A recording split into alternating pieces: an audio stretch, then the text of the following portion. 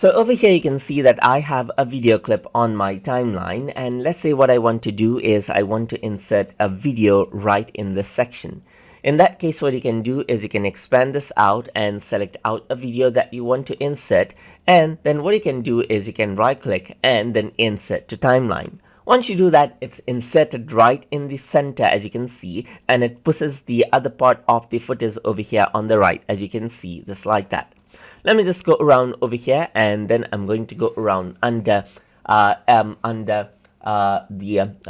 clip menu right here, just like this. So once you go around over here, you can see that insert and overwrite option is over here as well. Let me just go around and select this clip and then go around onto let's say, for example, right here. So I'm just going to go around onto this menu, and over here if I were to go to insert, then the same thing happens.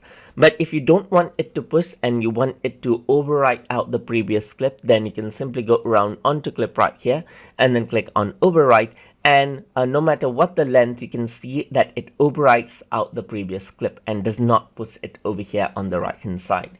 And those are the options to insert clips in between or to overwrite them altogether while inserting them inside of Adobe Premiere Elements.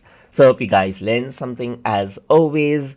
And as always, please like, comment, share, and subscribe.